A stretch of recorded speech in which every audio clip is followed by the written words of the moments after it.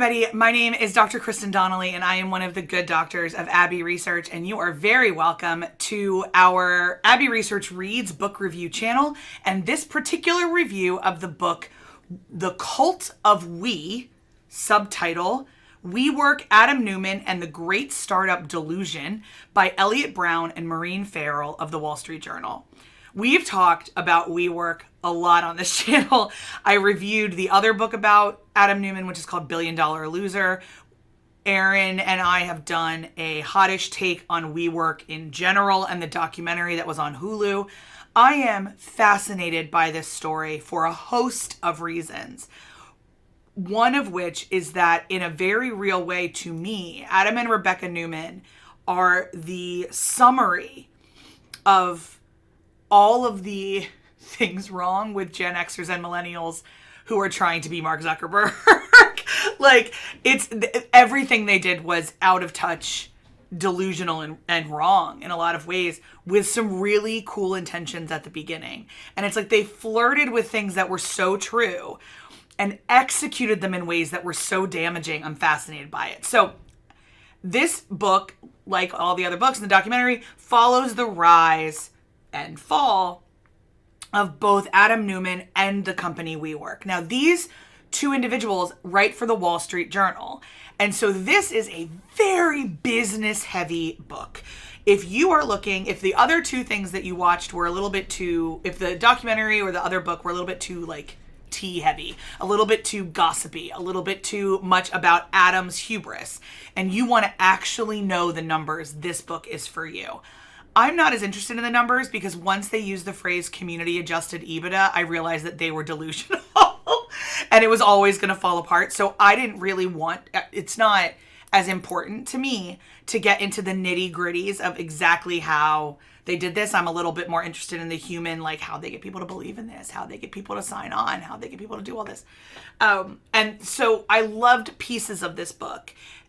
But for the human aspect, $1 Billion Loser, for the business aspect, you got to read The Cult of We. That being said, what this covers better than the documentary or the other book is this idea of Adam as a cult leader, of the way that, it's not a full cult. It's not, doesn't have a lot of the things that sociologists of religion say it needs to have to be a cult. But it does have a couple of the things.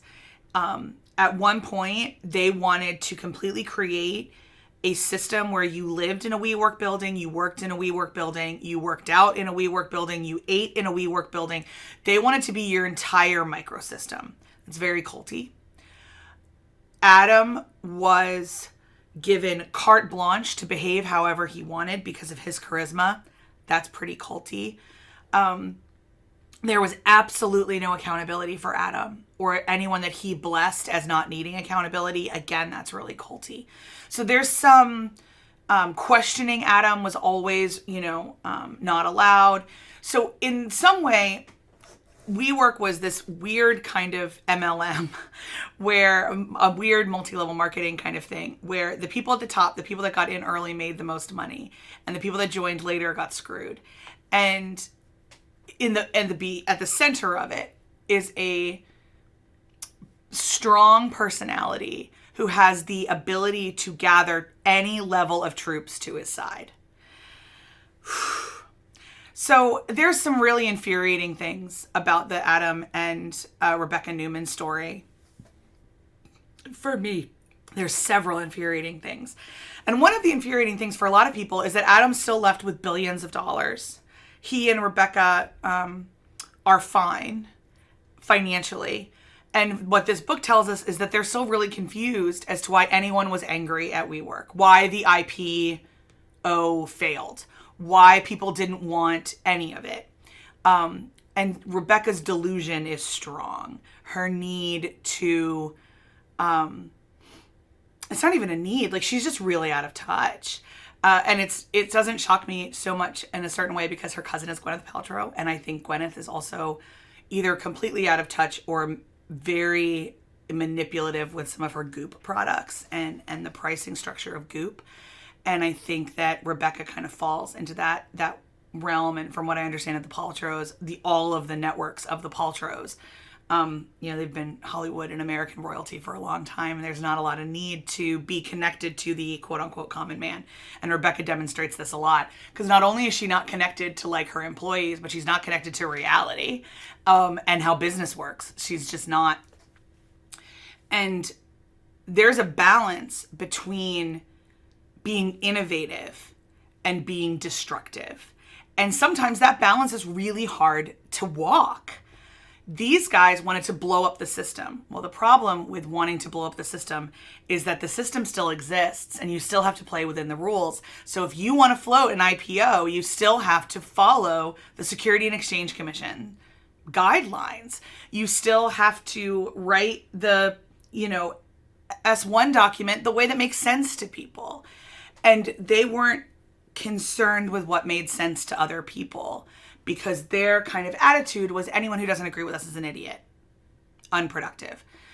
But I want to explain really briefly for anyone watching this why the Neumanns didn't go to jail, and why Elizabeth Holmes, who is also a shyster, is facing jail time potentially and was convicted. And that's because what Adam and Rebecca were selling was a real product. It was overvaluated.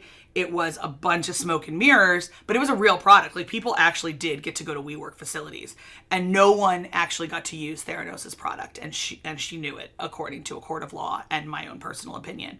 So that's why he doesn't face jail time. All of his crimes are business crimes rather than criminal crimes. Like, he's not an Enron criminal. He didn't, because the only people he really defrauded money from is Massa and the Saudis. And this book goes into a lot of examples as to how that was their own delusion. At any point in time, somebody could have looked at Massa or Adam and said, this doesn't work, and we're not giving you money anymore. And this book proves that throughout the span of the rise of Wework, many people did that.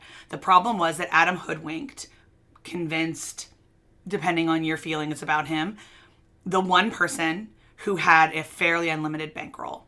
And where this all came apart is when that person had to go and get more money from somebody else, and that somebody else started asking questions. This is also in a certain way a really good artifact of what the 2010s were like in terms of venture capital and startups.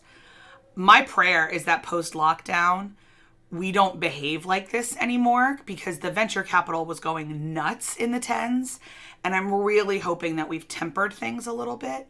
I'm not super up on the venture capital space, so I'm not sure if that's the case. But I really hope it is, because this is a great example of how part of venture capital is not asking the right questions, because you're so eager to get on the ground floor of the next Google or the next Facebook or the next Uber. You want to believe that every founder is Zuckerberg. And so you're not going to ask questions because you want to get on the ground floor. So what can we, who are maybe not in venture capital spaces, take from the Wework lesson? 1, always ask questions. 2, if your boss demands that the entire company starts calling a cappuccino a latte because he doesn't want to correct his understanding, you need to leave that company. It's toxic as hell. And there should be nothing on the planet worth $40 billion when it's essentially a real estate company. Ask questions. Seek understanding, cultivate your curiosity. And now that Wework is at the hands of other people, I'll be really interested to see where it goes. Wework still exists. There's still Wework offices in Philly. And I think at its basic business model, for a lot of people, it works. I'm going to be interested to see where it goes from here. So that's been my review of The Cult of We. My name is Dr. Kristen Donnelly. I am delighted to hear your thoughts on this book. If you've read it, if you have thoughts on Adam Neumann, if you have thoughts on Wework, I want to hear them. Please drop it in the chat below. Then like the video and subscribe to the channel so you don't miss any of our other books where we talk about all range of the human experience and what we can learn from the written word. We'll see you next time.